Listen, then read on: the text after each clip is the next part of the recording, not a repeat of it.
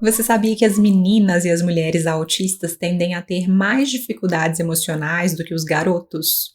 Pois é, os estudos mais atuais, que têm uma amostra mais representativa de autistas do sexo feminino, mostram que, quando se trata de socialização, a menina costuma apresentar mais motivação do que os meninos para estar entre as pessoas. Além disso, elas tendem a observar mais o ambiente, a observar os gestos das pessoas e, claro, a imitar esses comportamentos que elas veem, que elas admiram durante as suas interações, né? Ou em filmes, em canais que elas gostem.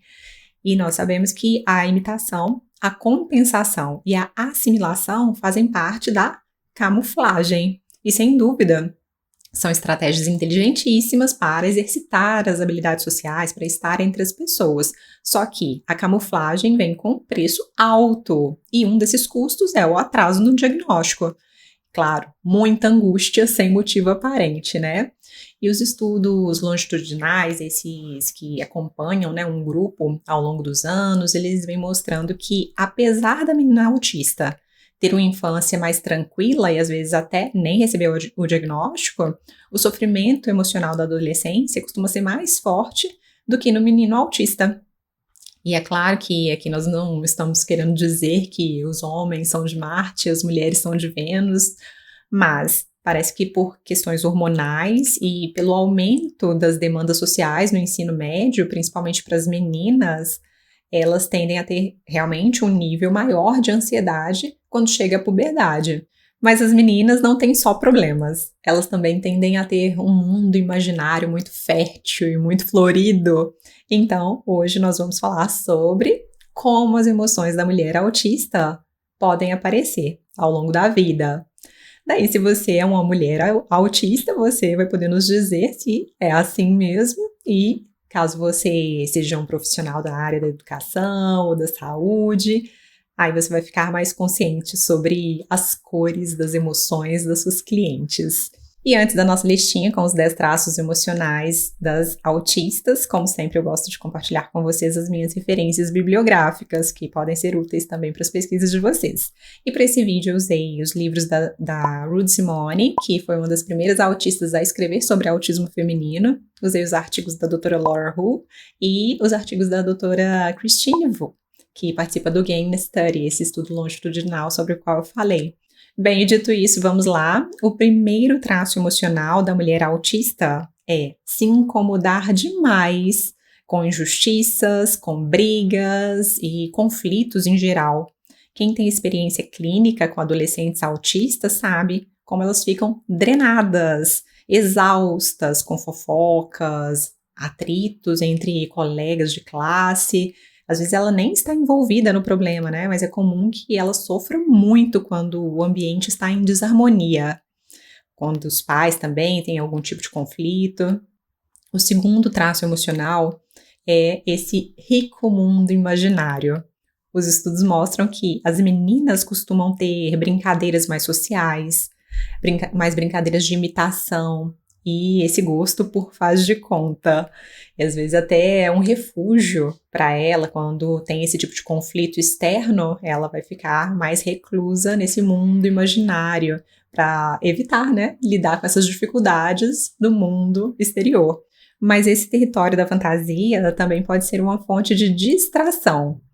Porque, por ser esse espaço de segurança, né, em que ela controla tudo, talvez ela não queira sair dele.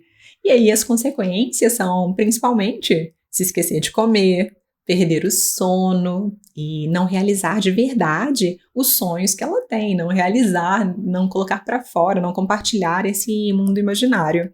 E o que pode trazer bastante frustração. No seriado Sex Education, a Lily é um excelente exemplo, né, de quem mantém esse mega hiperfoco no mundo da fantasia. E aí no filme a gente vê como ela fica super animada, empolgada, envolvida, né, e feliz quando ela está pensando nos alienígenas dela. Agora as outras pessoas é que estranham esse comportamento, né, e julgam a Lily como uma jovem infantilizada. E essa é outra fonte, né, potencial de sofrimento, esse julgamento das pessoas. O terceiro traço emocional das meninas e das mulheres autistas é sentir tudo no corpo. As respostas físicas às emoções, elas podem ser muito fortes. Então, se ela está feliz, nós vamos ver dancinhas, choros, palmas, assovios. E se ela está triste, né, por outro lado, talvez ela chore também. Ou entre em shutdown, né, fique muito caladinha, quieta, mais reclusa. Se ela estiver com raiva, você já pode até imaginar, né? A raiva pode vir como uma explosão física mesmo, o famoso meltdown. Nós temos um vídeo aqui no canal só sobre esse assunto, eu vou deixar nos cards aqui para vocês. Depois vocês podem assistir com calma. Mas a questão é que as emoções da mulher autista podem vir como dores musculares, dor de barriga, diarreia, tontura, enxaqueca, que podem ser reações físicas tanto à empolgação, por exemplo, antes de férias, quanto ao estresse, por exemplo, depois de conflito. Agora, a quarta característica emocional é o neuroticismo. O neuroticismo é uma das facetas do Big Five, né, o teste de personalidade mais utilizado hoje em dia. E esse teste, ele nos traz 5 facetas da personalidade, que são a abertura à experiência, a realização, a extroversão, a amabilidade e o neuroticismo. E o que os pesquisadores descobriram? Bom, em 2006 saiu um estudo indicando que quanto mais traços autísticos uma pessoa apresenta, menos inteligência emocional ela tende a ter. Nós temos também um trabalho publicado agora em 2020 pela doutora Laura Hu e a equipe dela, né, que eu admiro tanto, e esse trabalho avalia a correlação entre a camuflagem e essas 5 dimensões do Big Five. E o resultado foi o seguinte: quanto mais a pessoa camufla os seus traços autísticos, menos inteligência emocional ela tende a ter. Ou seja, tanto os traços autísticos quanto a camuflagem são fatores de risco para baixa inteligência emocional.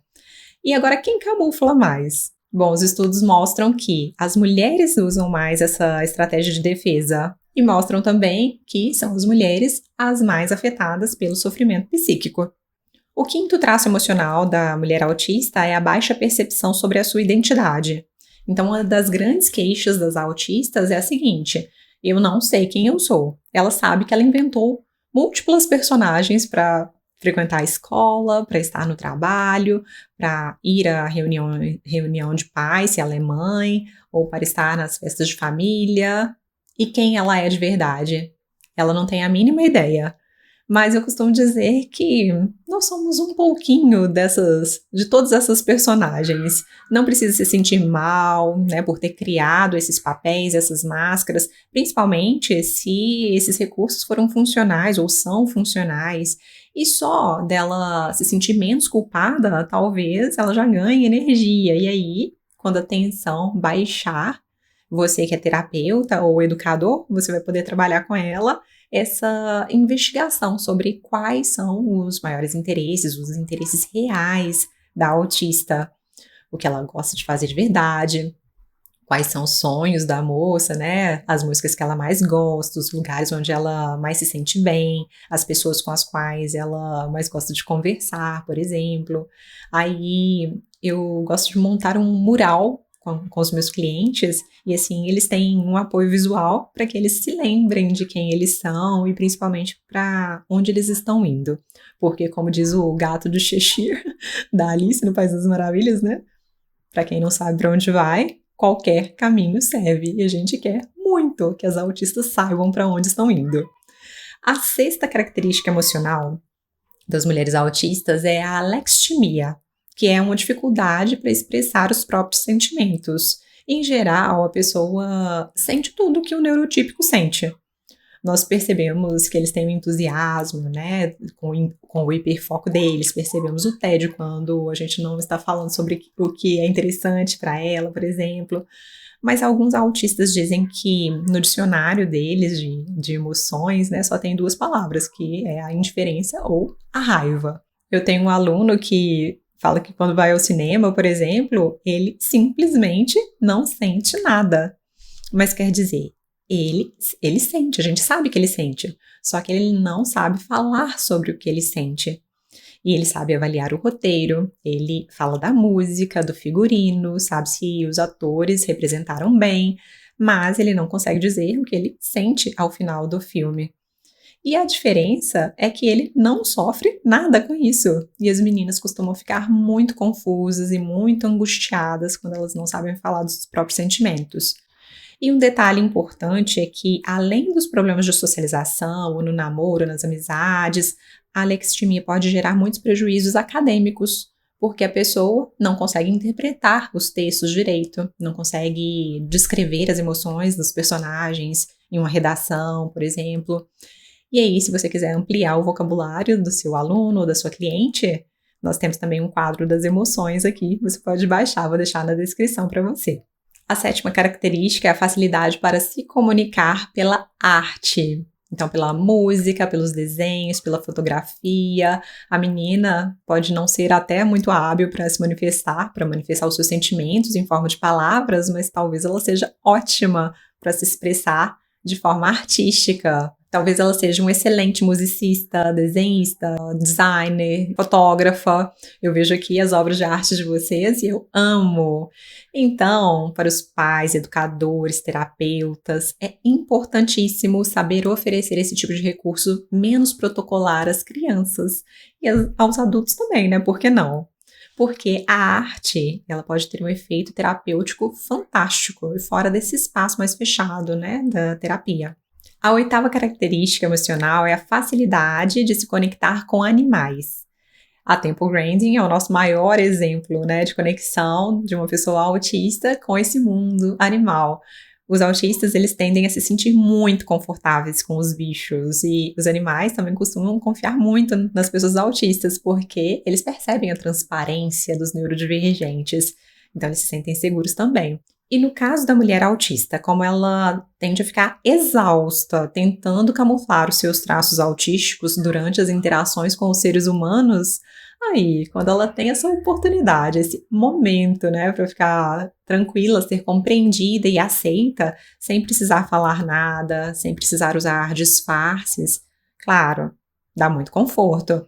E é por isso que nós vamos ver algumas autistas escolherem viver na companhia de répteis no deserto ou nas florestas, né, com chimpanzés, com gorilas. A Diane Fossey, por exemplo, tem uma história linda de pesquisas em uma montanha em Ruanda. Ela se mudou da Califórnia para a África e viveu praticamente só com os gorilas por anos fazendo essas pesquisas dela.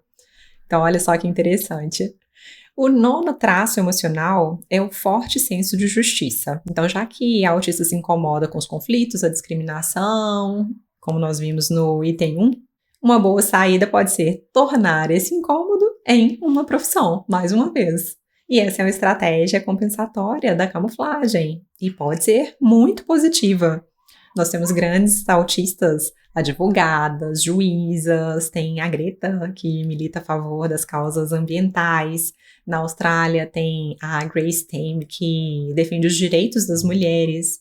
Aqui dentro da comunidade autista mesmo no Brasil, nós temos a Giovana Vlasic, Carol, do Autizando. Além disso, nós temos várias educadoras, psicólogas maravilhosas, né, que apostam nos seus alunos, nos seus clientes. Ou seja, a sensibilidade emocional pode nos levar a excelentes caminhos. E, por fim, a 10ª característica emocional das mulheres neurodivergentes é um humor atípico. Para quem acha que as autistas não têm humor, saiba que esse é um grande mito. E principalmente as meninas podem ter um humor mais ácido, inteligente, diferente. A princípio, é comum que ela descubra esse talento por acaso, porque ela camufla os seus traços autísticos, né? Mas de vez em quando, uma literalidade escapole. Ela não entende uma ironia, as pessoas riem, pensando que a piada foi intencional, mas não foi, né? E algumas meninas dizem que essa experiência é devastadora. Elas ficam envergonhadas porque elas querem ser levadas a sério. Mas outras garotas, por outro lado, vão aproveitar essa oportunidade. E pode ser que o humor se torne uma estratégia de defesa.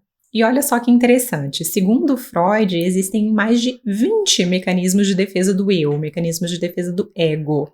Quase todos eles meio precários, mas 3 deles são mais elevados. O amor, que é saber tirar o foco do próprio umbigo e cuidar de alguém. A sublimação, que é saber transformar a própria angústia, né, em algo que possa promover alívio para outras pessoas, como a música, escrever um livro, exercer a sua profissão. E por fim, o terceiro mecanismo, mais nobre, esse mecanismo de defesa, de acordo com Freud, é o humor, que é a capacidade de não levar os seus próprios erros tão a sério, né? E se tratar como uma criança que simplesmente está no seu processo natural de aprendizagem. Ou seja, se você sabe rir de você mesma e sabe fazer as outras pessoas se sentirem mais leves também, você tem um super poder, super nobre. Parabéns, pode usar à vontade esse mecanismo de defesa. Então, esses foram os 10 traços emocionais das meninas autistas. E por favor, comente aqui embaixo qual é a sua característica emocional mais marcante. Curta o vídeo se você se identificou com muitos desses traços. E por favor, compartilhe com os seus colegas de profissão e com muitas mulheres neurodivergentes que precisam se conhecer melhor. Um grande abraço e até breve. Tchau, tchau!